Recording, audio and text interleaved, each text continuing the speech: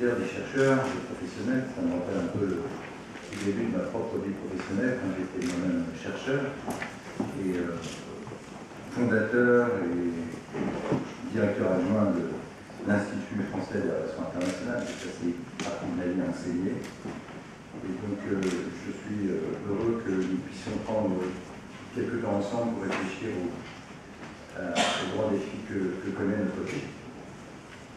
Je suis d'autant plus heureux d'être avec vous que nous sommes à un moment politique clé de l'histoire de notre pays, à un moment où la mondialisation s'est imposée au cœur de la campagne présidentielle.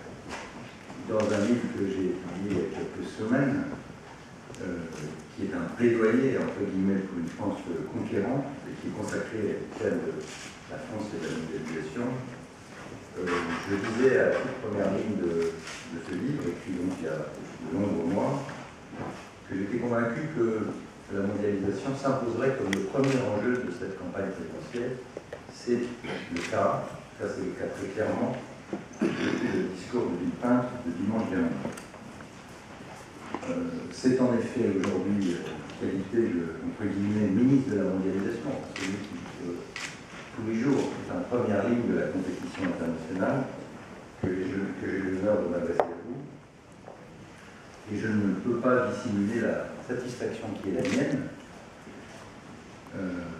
Après un certain nombre de semaines où le débat politique a touché beaucoup de sujets, et pas tous essentiels, que le vrai sujet de l'avenir de notre pays, de son indépendance, de sa souveraineté, de l'avenir de notre modèle social, soit enfin devant les Français. La campagne électorale, ça doit servir aussi à faire de la pédagogie, quel que soit le bord politique où l'on est, et c'est bien qu'il y ait dans cette salle des gens de toute sensibilité politique.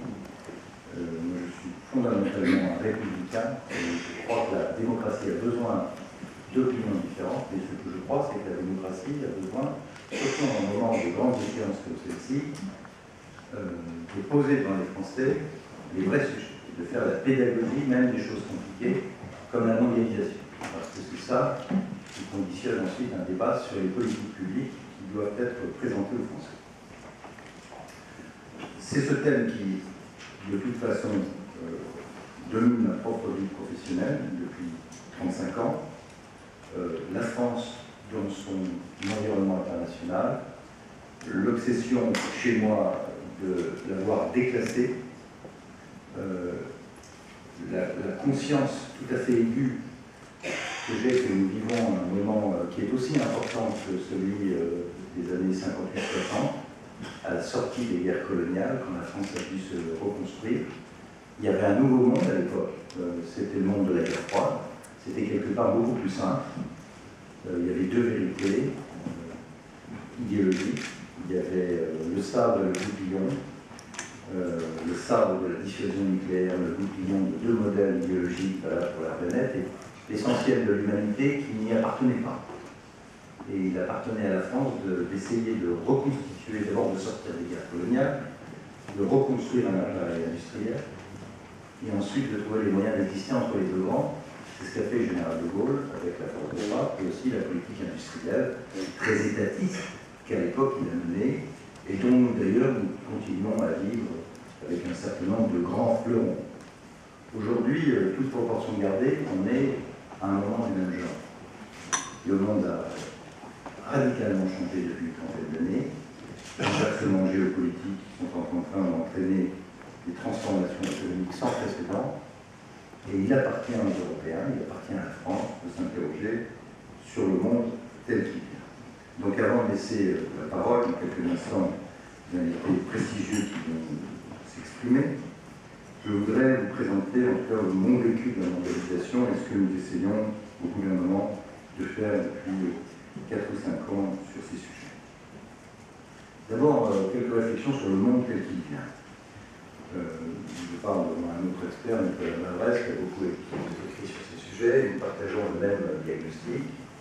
La chute du mur de Berlin il y a 20 ans, l'irruption de la Chine il y a 30 ans, l'irruption de 2 milliards d'êtres humains, 2 milliards d'êtres humains dans la production mondiale, ont littéralement changé le monde ils ont engendré en 30 ans un basculement sans précédent en temps de paix de la richesse d'un bout de la planète à l'autre. Le centre de gravité économique s'est déplacé et probablement il entraînera aussi un déplacement du centre de gravité politique et militaire dans les années qui viennent. Les grands émergents, que certains continuent de traiter naïvement d'ailleurs, comme s'ils étaient encore en voie de développement, et d'ailleurs demain à Bruxelles, une ministérielle assez amusante sur les SPG, les préférences généralisées, afin de savoir si la Chine, qui est devenue notre banquier, peut encore bénéficier des préférences généralisées.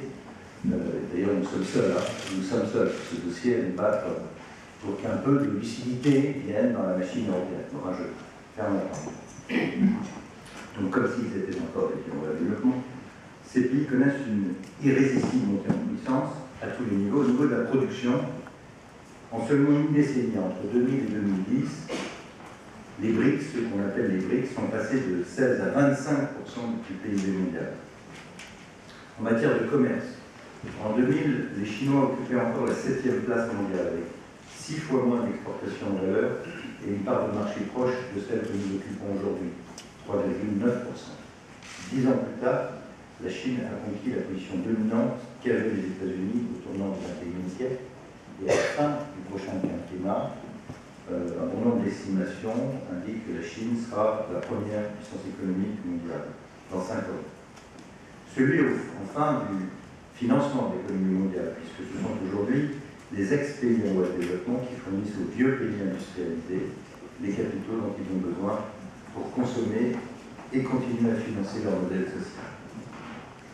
S'il a une conséquence, mesdames et messieurs, heureuse, et que personne ne peut se permettre de remettre en doute, c'est la réduction considérable de la pauvreté mondiale consécutive à ce basculement. En quelques années, des dizaines, des centaines de millions de gens, travailleurs, ont accédé au statut de classe moyenne. C'est bien le cas, bien sûr, en Amérique latine, un peu fort présent en Asie, et il n'est pas exagérément optimiste de penser que le tour de l'Afrique viendra dans les années toutes proches qui viennent, à mesure que la bonne gouvernance s'installera en Afrique. Alors, on peut nourrir de vrais bons espoirs. Moi, je constate qu'un pays, par exemple, le Ghana, en quelques mois, arrive à des taux de croissance aujourd'hui de l'ordre de 14%. Par an. À l'inverse, du côté des pays riches, ce grand basculement s'est traduit par la diminution bien réelle du poids économique et commercial, par la fragilisation des structures sociales et par la crainte d'un déclassement utilisé naturellement par certains à des fins politiques.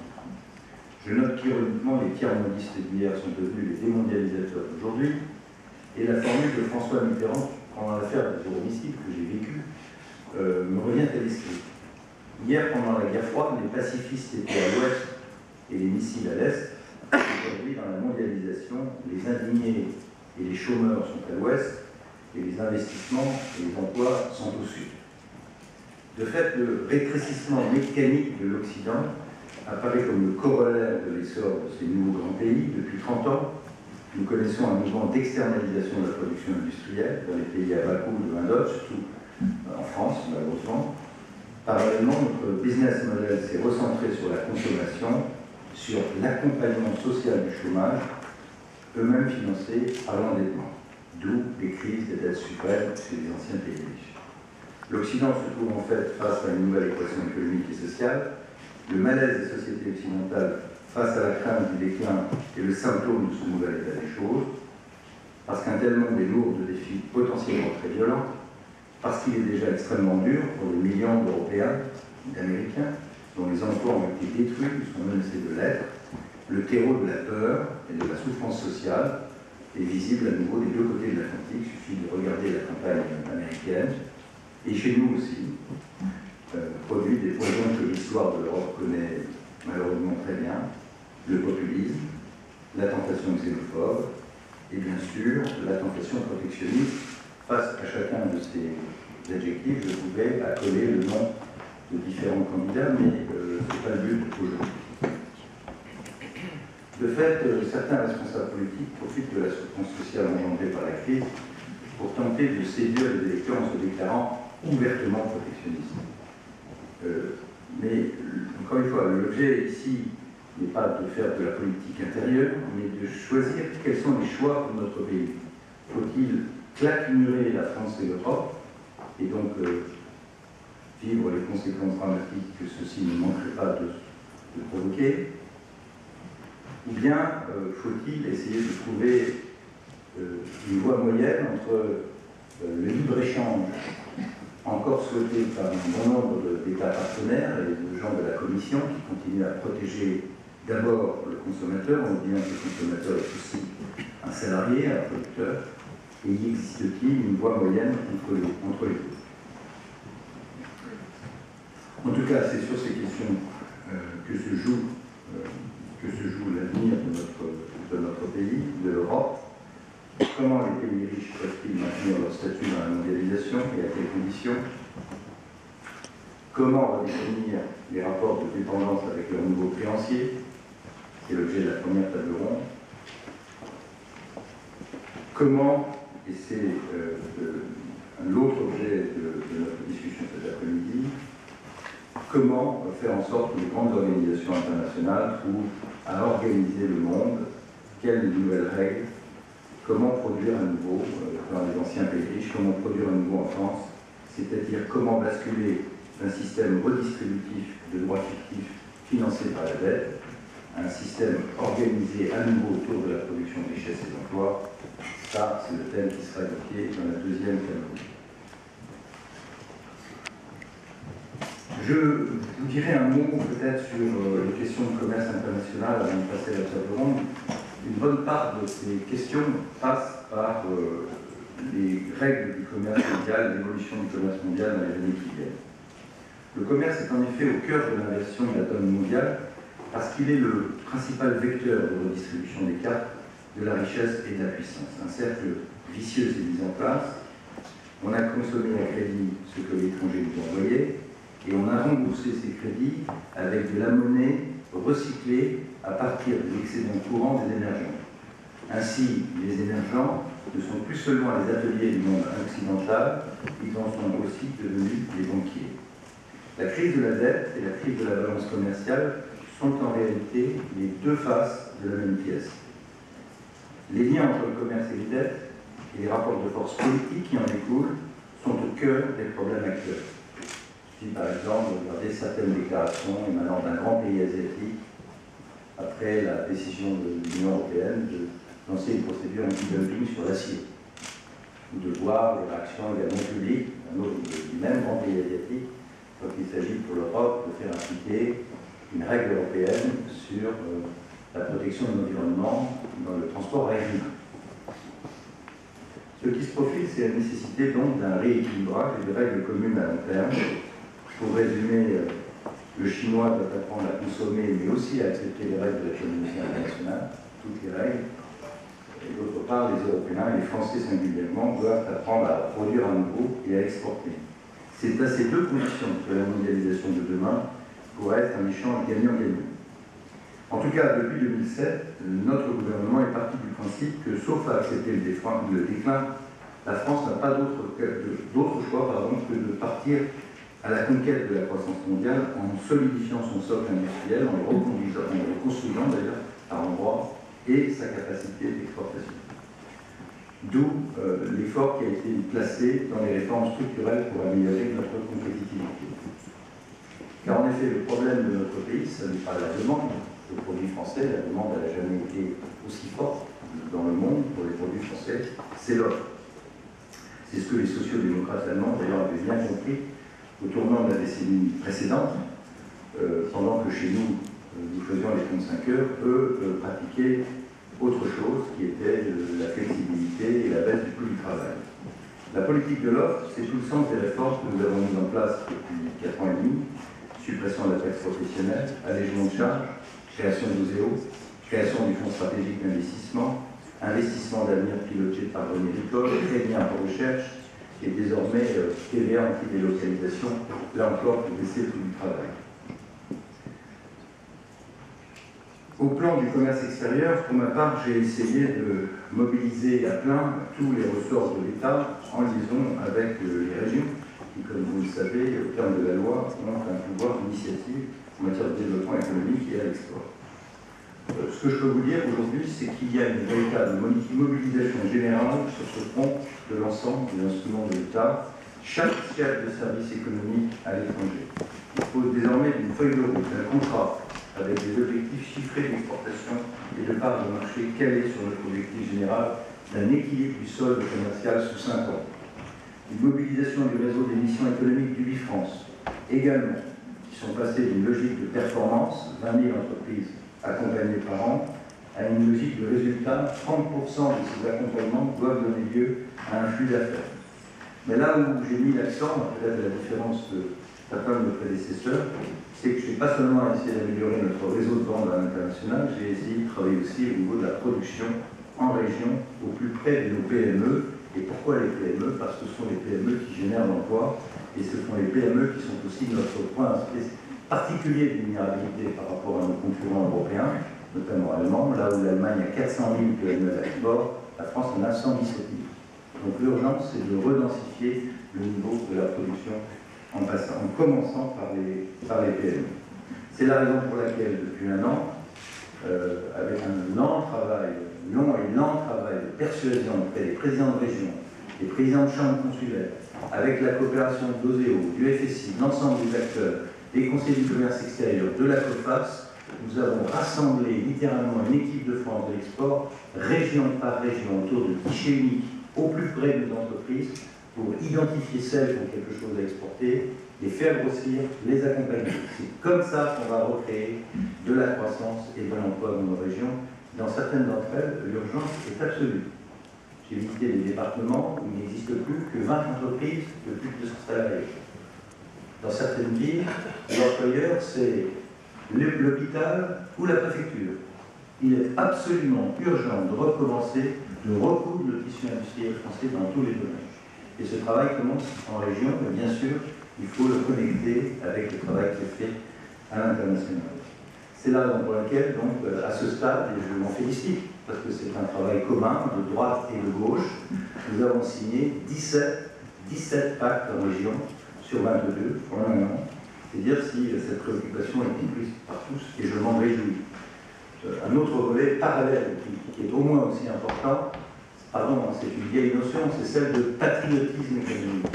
C'est de faire en sorte que les grands groupes français, nous avons 40 magnifiques multinationales, s'occupent de leurs sous-traitants et pensent à emmener leurs sous-traitants à l'export. Ce que font systématiquement nos concurrents allemands, coréens, japonais, américains, il faut que entre guillemets, la qualité et à prix comparable, je pèse mes mots, la préférence nationale joue à plein. Il faut absolument que nos grands groupes apprennent à ménager, à s'occuper de leur écosystème et les conduisent à l'export. Au plan national, donc, le gouvernement est absolument mobilisé, car nous savons que le succès de la France dans la mondialisation passe d'abord par ce travail patient de réorganisation interne, de compétitivité, d'innovation et de filières qui sont les trois clés de l'export. Mais, et c'est l'autre leçon de la mondialisation, il est clair que tous ces efforts ne paieront que si les règles du commerce international sont équitables. Et c'est là que nous entrons dans le débat sur le protectionnisme ou le non-protectionnisme entre ceux qui s'indignent, ceux qui manifestent sous les fenêtres de Standard & Poor's, ceux qui prônent la fermeture des frontières et ceux qui, au contraire, vivent pour sauver le libre-échange à doter le monde d'un certain nombre de règles efficaces et valables pour tous. C'est le débat que, sous l'impulsion de ce président de la République, nous avons voulu imposer à Bruxelles depuis 3 ans. Je peux en témoigner, j'étais à l'époque des affaires européennes, je continue ce travail aujourd'hui au commerce extérieur, cela fait 3 ans que nous bataillons pour que des idées aussi simples que la réciprocité dans l'application des règles du commerce international soient désormais la doctrine de l'Union européenne. Et permettez-moi de vous dire, et je le dis publiquement, permettez-moi de vous dire à ce titre que j'ai été choqué par les déclarations ce mardi, 13 mars, de Pascal Lamy, directeur général de l'OMC, qui s'est exprimé en tant que militant politique, de surcroît apparemment candidat à poste ministériel dans un éventuel gouvernement différent, pour critiquer les projets annoncés par Nicolas Sarkozy à Villepinte le dimanche précédent. permettez-moi de vous dire qu'il n'est pas acceptable que le directeur général de l'OMC, qui devrait être l'arbitre du commerce international, instrumentalise la position qui est la sienne pour exprimer des jugements militants en s'ingérant dans le débat politique d'un État, fut-il son pays d'origine. Et ce d'autant plus que la position qui est défendue par M. Lamy est factuellement inexacte. M. Lamy, s'il était électé dans ses strictes attributions de directeur général de l'OMC, aurait dû reconnaître les dérives protectionnistes qui ne cessent de s'accroître en Asie, en Amérique du Nord comme en Amérique latine, et qui rendent l'accès de ces marchés de plus en plus difficile pour l'industrie européenne. M. Lamy devrait savoir, par exemple, que la réciprocité en matière d'accès au marché public n'existait pas avec le Japon avant que la Commission, à la demande de la France, j'y étais, contre l'avis du reste de la Commission et de partenaires, donc à la demande de la France, l'obtienne en partie en décembre dernier à Genève, dans les conclusions des travaux de l'OMC. M. Lamy devrait savoir que l'Union européenne a ouvert ses marchés publics totalement, mais qu'aux États-Unis, par exemple, seuls 37 États fédéraux sur 50 sont ouverts, avec de nombreuses dérogations. La Commission elle-même estime que le Canada n'offre que un peu moins de 1% de ses marchés publics locaux aux pays tiers. Le Japon n'a ouvert que certains secteurs, comme le secteur de l'eau. Pour les pays émergents, leur commande publique n'obéit en général à aucune logique d'appel d'offres. Ceci vaut en particulier pour la Chine, où il n'est simplement pas possible de rentrer dans tout un tas de contrats publics. Il n'y a pas de contrats publics. Au total, la Commission estime qu'environ 50% des marchés publics totaux des 12 principaux partenaires de l'UE, USA, Japon, Corée, Mexique, Canada, Israël, Chine, Russie, Brésil, Inde, Turquie, Australie, ces 12-là, dans ces 12-là, 50% des marchés publics sont totalement fermés à l'industrie européenne. Et nous sommes totalement ouverts. Donc prétendre que, comme il a été dit par le patron de l'OMC, que la protection de l'Europe est égale à celle de nos principaux concurrents est simplement inexact. Simplement inexact. Aujourd'hui, pour vendre une automobile en Inde, on exige, et ça c'est pas un marché public, je ne parle même pas de construire des autoroutes ou des ponts, on exige la construction d'une usine locale, par locale, plus transfert de technologie, plus transfert de connaissances et nationalisation des connaissances des bureaux d'études qu'on vous force à ouvrir dans ces pays. Ça, c'est la réalité. Mesdames et messieurs, ça fait 3 ans que nous nous battons sur ce dossier. Ça fait 2 ans que le président de la République a obtenu une décision du Conseil pour que la réciprocité soit transformée en droit européen. Ça fait 2 ans que j'attends la directive. Nous heurtons toujours aux mêmes batailles de regarde, au sein même des États, puisque un certain nombre d'États membres, entre guillemets, libéraux, ne sont pas d'accord, en fait, et qu'une bonne partie de la Commission n'est pas d'accord non plus. Ils continuent à défendre la religion de défense du consommateur contre la pollution. C'est pour ça que Nicolas Sarkozy a dit dimanche à Villepin que si l'Europe ne le fait pas dans un délai de 12 mois, la France prendra un bail européen pour ses propres marchés publics. Elle réservera ses marchés publics aux entreprises européennes, qu'elle opposera à tous les autres pays dans le monde qui ne pratiquent pas la réciprocité à notre égard. J'insiste, ceci est juridiquement possible tant au regard du droit communautaire qu'au regard de l'OMC. Ce sera politiquement indispensable si nous n'obtenons pas un gain de cause dans le cadre européen. C'est dans le même esprit que Nicolas Sarkozy a dit dimanche que si dans un délai de 12 mois, l'Union européenne n'a pas décidé de réserver une partie de ses marchés publics à nos PME européennes, la France se dotera d'un Small Business Act. Les 23 millions de petites et moyennes entreprises européennes représentent les 2 tiers des emplois du secteur privé en Europe. L'Europe doit donc s'obliger à réserver une part de ses marchés publics à ses PME, comme c'est le cas aux États-Unis, Small Business Act, mais aussi en Chine, au Brésil, en Corée et dans bien d'autres pays. Si dans 12 mois nous ne parvenons pas, il faudra le faire de façon unilatérale. Sur les normes sociales et environnementales, là aussi, point capital pour l'avenir, nous avons invité nos partenaires européens depuis le début à cesser toute naïveté. À les écouter, certains sont beaucoup mieux que nous, mais nous avons au moins obtenu un certain nombre d'avancées concrètes dans le monde réel. Désormais, les pays qui contreviennent à leurs engagements internationaux en matière de protection des travailleurs ne bénéficieront plus de droits de douane préférentiel à l'entrée de l'UE. Et désormais, tous les pays qui souhaitent signer un accord de libre-échange avec l'Union européenne doivent s'engager à respecter un socle minimal de règles sociales et environnementales. Voilà, c'est ça l'ensemble des mesures que nous prenons. Vous voyez qu'elles sont extrêmement vastes, elles vont de la compétitivité à l'apprentissage en passant par la recherche. Bref, les briques d'une politique industrielle sont en train d'être mises en place, le tissu export est en train d'être mobilisé, nous battons sur le fond des règles du commerce international, et c'est pas facile, parce que comme vous le savez, les traités actuels font que cette politique commerciale commune est complètement fédéralisée, c'est de dire, mais il nous faut obtenir des décisions. En tout cas, malgré un déficit record du commerce extérieur l'an dernier, que j'ai eu le courage de dire de façon très transparente à nos concitoyens, je ne me suis pas caché derrière le déficit énergétique.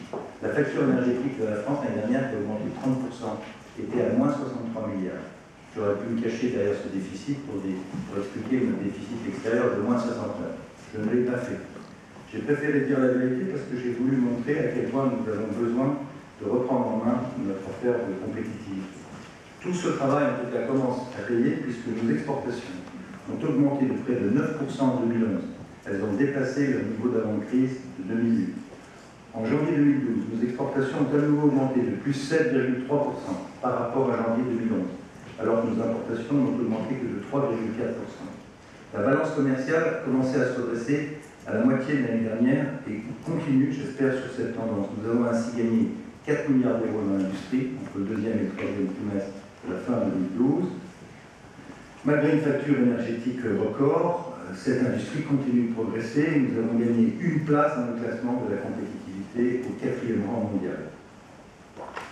Autre bonne nouvelle, notre part de marché par rapport au reste de la zone euro, là où on a perdu massivement des places depuis l'an 2000, on perdait en moyenne 2% de part de marché en Europe par an depuis 1998. Nous avons stoppé cette hémorragie. Nous sommes en train de remonter, de rattraper notre retard.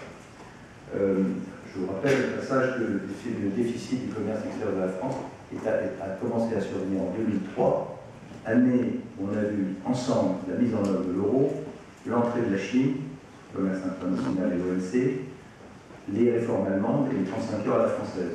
Les 4 dans la même année, ça a donné une chute progressive de nos exportations.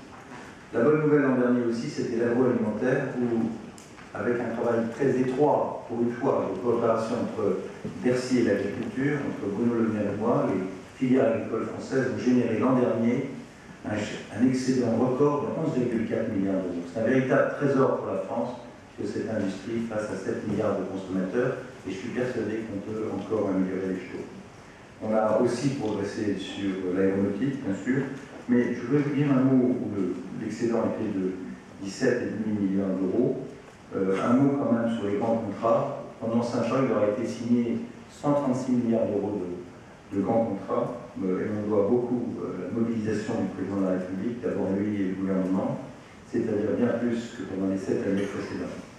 Et enfin, dernier point positif, on commence à voir les exportations françaises sortir un peu de l'Union européenne et aller vers les BRICS. 7% des exportations vont vers les 5 BRICS.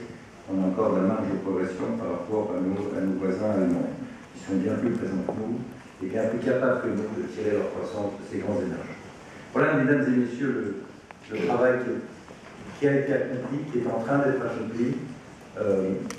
J'espère que cette introduction servira utilement aux travaux de cet après-midi. Ce que je voulais vous dire, c'est la conviction absolue qu'il n'y a pas de fatalité, que d'un côté du Rhin, on ait un excédent commercial à 160 milliards et de l'autre un déficit à moins 70 milliards. Voilà. Il y a juste un travail de redensification du tissu industriel, un travail sur la compétitivité du travail, un travail à faire sur l'innovation,